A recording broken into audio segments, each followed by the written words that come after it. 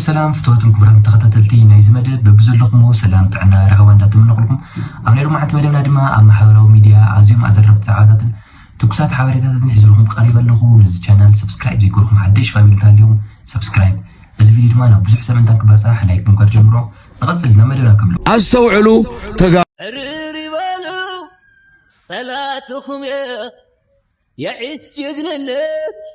أبيكم يا عرموس بنا የኢፌድሪ መከላከያ ሰራዊት የመጨረሻ ማስጠንቀቂያን ሰጠ። መደመጥ የሚገባው መረጃ ነው። ሸር ኮፕሊንክ እያደረጋችሁ አዳምጡ።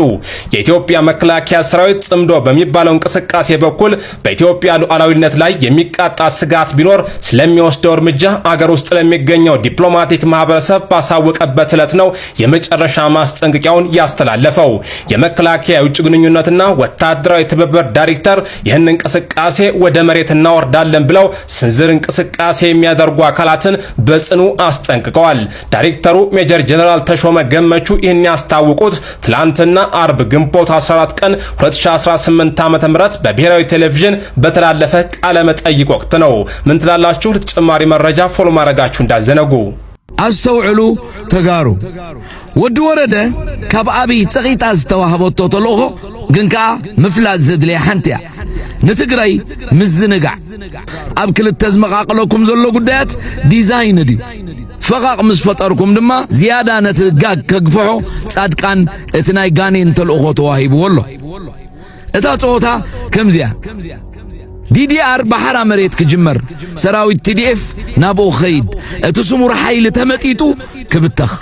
ውናት ኣብ ክልተ ባይቶና ኣብ ክልተ ኩለን ውድባት ኣብ ክልተ ብዓብዪ ሕወሓት ኣብ ክልተ ሰራዊት ኣብ ክልተ ትግራይ ብዓባያ ኣብ ክልተ ገማሚዕኻ ነቲ ዝተረፈ ሕወሓት ምድኻም ዝብል ድሮ ተዓዊቶምሉ እኳ እንተጸንሑ በሓደነት ሰራዊት ናብ ንቡር ክምለስ ተቃሪቡ ዝነበረ ቁመና ሕወሓት ዳግማይን ምስንጣቁ ግን ብውሽጥኹም ወፍሪ ተጀሚሩሎ ነዚ ንምግባር እምበር ወዲ ወረደ ንምዝንጋዕ ተሓፂ ዘሎ መምኽኔታታት እንዳቕረብካ ንሕወሓትን ሰራዊትን ምዝንጋዕ ኣብቲ ቀንዲ ዕማሙን ዋኒኑን ንኸየድህብ ኣንፈት ዝጥምዝዝ መደባት እንዳሃብካ ምዝንጋዕ ትብል ኣላሞ ኣይትዘንግዑ ብዕራይ ናብ ዘበለ የብል ዕርፊ ጽንዕ ህዝቢ ትግራይ ኮማንድ ኤንድ ኮንትሮል ከተጥፉ እዩ ተልእኾ ትግራይ እዝን ቁጽጽርን አጥፊያ ሕንፍሽፍሽ ክትብል ይትስርሕት ስለዚ እታ ወይ ከፈተኽ ትብል ጭርሕኹም ሎምዕየ ይላ ክብለኩም ደሊ ነዞም ንሕና ኢትዮጵያውያኒና እትብሉ ተጋሩ እንኳን አብዛኩም እዚኣ ንዓኹም ያ ዛ መልእክት እዚኣ ኣብ ሓደ እዋን ንትግራይ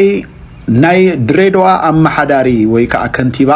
እንታይ ኢሉኩም ከም ዝነበረ ስምዑ። እኔ እኮ የኛ ቁርአን እኮ ይናገራል። አሁን ካዕባን ያፈርሳሉ ብሎ እኮ የሚናገረው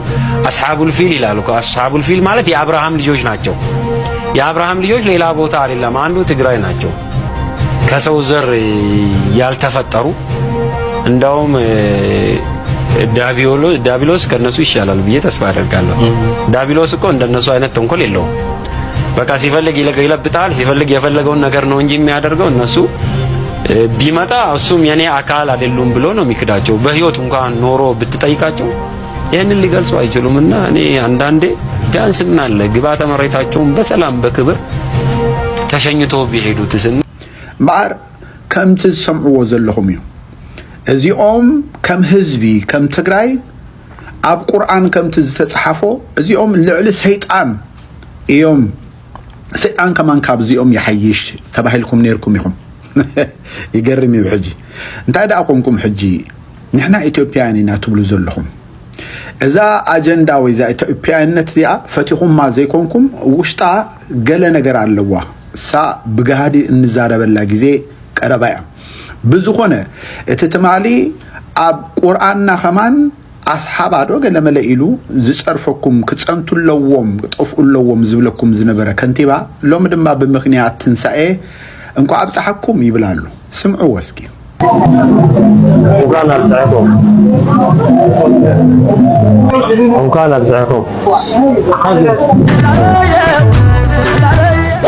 በጣም ይዝገርምሽ አሁን ድሬዳዋ የትግራይ ተወላጆች ብቻ ከቤተሰቦቻቸው ርቀው የሚገኙባት ከተማ አስመስለው በፋሲካ መከፋፈልን የሚሰብኩት ከንቲባ ከድር ከዚህ በፊት አገዛዙ ወደ ትግራይ ሲዘምትም የትግራይ ተወላጆችን ከሰይጣን የባሱ ከሰው ያልተፈጠሩ ናቸው ሲሉ መናገራቸው የሚዘነጋ አይሆንም። እንታይሞ ይስቆረኩም ደሆይኑ ንስኻትኩም እንታይ ክስቆረኩም እስቆረኩም ተዝኸውን ነዚ አይምረሳዕኩም ነናይ ምስ ኤርትራ ታሪቅና ተዘይንኸውን ነርና እንታይ ከጋጠም ከም ዝኽእል መቸም ኢሉ ተዛሪቡ ዝነበረ መን አብይ አህመድ ነዛ ቪዲዮ እዚ አድማ ስምዕዋ ጎረቤቶቻችንን ካልያዝን ፈተና ይገጥመናል የሚል ሐሳብ ነበረን። ደሞ አየነው በተግባር ዘንድሮ ከኤርትራ ጋር ታርቀን ባይሆን ኖሮ ምን ሊፈጠር እንደሚችል መገመት ያስቸግራል። በዚህ ኦፕሬሽን ለኤርትራ ህዝብና መንግስት ከፍተኛ ምስጋናና ክብር በተከበረው ምክር ቤት ፊት ማቅረብ ፈልጋለሁ። ባር ልብ ዘለዎ ልብ ይበል በፈላይ ከአ ኤርትራውያን ተቃውምቲ ኢና ትብሉ ትግራይ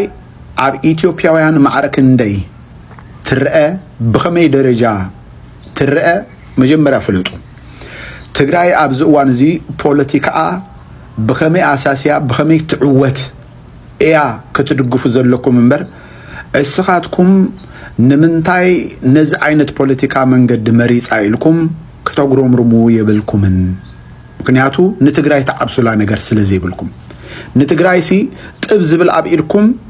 አብይ አህመድ ብዝተፈላለየ መንገድ ውዲት ፈፂሩ ሕጅሽ ኩናትን ተፈጢሩ ከተዋጽዋ ትኽእሉስ አይኮንኩምን ርዱእ ነገር ልዕሊ ኩሉ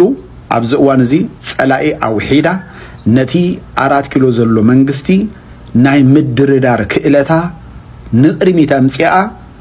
ምስ አምሓራን ምስ ኤርትራን ዘለዎ ሽግር ብሰላም ፈቲሓ 4 ኪሎ ንዘሎ ሰይጣን ብመስቀል ከተንበርክኸሉ እትኽእል መንገድን ጊዜን ሕጂ ስለዝኾነ ክንሕግዝ ዘለና ክብለኩም ደሊ ብሩኽ ቅንያት በዓለ ትንሳኤ ይግበረልና አሉላ አባነጋ ኦፕሬሽን ብዝገርም መንገድ ተሳኺዑ ተወቂዑ ሓደ ጀነራል ኢትዮጵያ ደዊሉ ናብ ትግራይ ናብቶም ናይ ትግራይ ዓበይቲ ደዊሉ ታኹም ትለሊልዎ በቃ ሃገር ዲክሌር ጎር ኢልዎም ሃገር ዲክሌር ጎሩ ክንድግፋኩም ኦሮሞ የትጀራል ንአብይ ዓርኩም አጻረባ ዓርኩ ኮምቦሎም አብይ ደውል ኢልዎ ታኹም ትለሊልዎም ሃገር በቃ ሃገር እንደኮኑ ዲክሌር ጎሩ ግን በቃ ካውዝ ተጠብሉ ካውዝ ዳዓል ሳይትኺድሉ ዲክሌር ጎሩ ንሕና ኢንደርስ ንገብረኩም ነይሮም ካው ቀሪው ይዝና ሓሳብ ናብቲ ዋና ናብቲ ወሰንቲ ዝነበሩ አይነ ሴንትራል ኮማንድ ባሉ አሪዎም ወይ ዓበይታት ነገሮም ህዝብ ትግራይ ዘለው ቶም ዓበይታት ባል ኩሎም ይፈትዋ እንዚያ ሰብኣይ እውን መን ምዃኑ ይፈትዋ ካው መቕመቕ ኢልዎም ሽዑ ሰራዊት ኢትዮጵያ ሰባቢሪ 7 ክፍለ ጦር ተሰቢሪ ድሕሪ ጅማ ዝዓመ ይውልን ሰባቢሪ ናይና ድፋ ኢሎም አታ እዚ ምዕራብ ትግራይ ንኺድ ዝልውን ነይሩ ሽዑ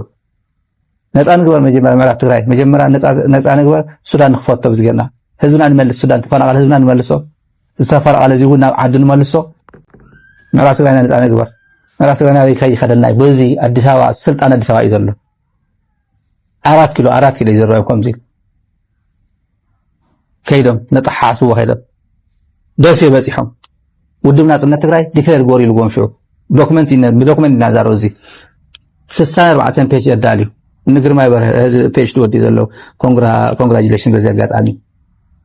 64 ፔጅ ያዳልዮም ውድብ ናጽነት ትግራይ ግበሩ ኢሎምዎ ዲክሌር ግበሩ ካብዚ አይትሕለፉ በቃ ወዱ ኢሎምዎ ኣብዚ ሓዙ ምዕራብ ትግራይ ለቃቀልና ብልዎ ኣብዚ ተጠበለው እዚ ኢሎምዎ ሰምዓ የለን እንደም ጀነራል ጻድቃን እዩ ሰሚዕ በዓለም ዝነገርነ ጀነራል ጻድቃን 64 በዚ ሕን ግን ሳመራይዝ ጎሩ ለሞም ጽሉ 14 ፔጅ ሳመራይዝ ገረም ይወምዎ ንሱ ሓይሽ አንቢዋ እንተና 14 ፔጅ ተቀቢልዎም እንተና ሽዑ ግን አይኮነን ሰኺሮም እዮም ዘለው ሽዑ ከይዶም ምዕራብ ትግራይ ምለሱ አዲስ አበባ ያተው ትግራይ ወሰዱ እንታኹም ትልሊ ተባሂሎም ጀነራል ደዊሉ አሉ አባነጋ ኦፕሬሽን ምስተወደአ እንታኹም ትልሊ ተባሂሎም ኖ ኢሎሞ እንታይ ዝኸውን ሃገር ነቲ መን ፈቃድ ገይርዎ እዩ መፃናካ ተሰይሩ ኢትዮጵያ ሰራዊት ተወዲ ኢሎም ከይደ